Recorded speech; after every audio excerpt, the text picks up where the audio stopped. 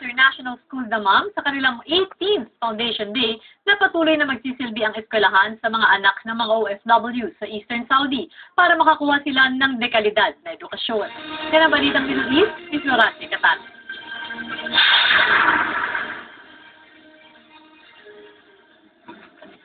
Patuloy na magbibigay ng mura at dekalidad na edukasyon ang Al Jazeera International School Damam sa mga kabataang Pinoy sa Eastern Saudi. Ito ang paninindigan ni Romeo Navellias, Board Chairman ng paaralan, sa 18th Foundation Day ng eskwelahan na isinagawa noong isang linggo. Saudi Arabia will continue to give us the necessary permit. We will never stop on giving our Filipino children their needed education away from home. Natutuwa siya dahil maraming kabataang Pinoy na nagtapos sa high school dito na ngayon ay ganap ng doktor, nurse, engineer, accountant at guro. Ang ilan sa kanila ay nagbalik at nagtatrabaho na dito sa Saudi, katulad ni Cynthia Lacson na isa ng guro sa Al Jazeera School. It is a very nice feeling that I am a teacher here in high school, and I am trying my best to impart on the learning process of the students here.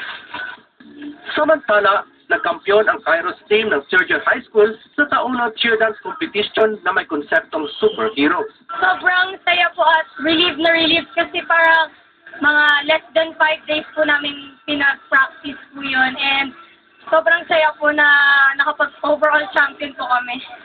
First runner-up ang Soccer Blaze ng second year na umuwi din ng Best in Costume, Best in Choreography at Best Side Leaders.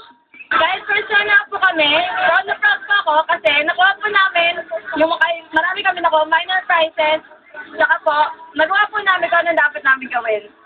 Second runner-up ang Marvels team ng fourth year at third runner-up naman ang Freshman Rises team ng first year. We're proud to say that we have not hired any choreograph man or anybody else from outside.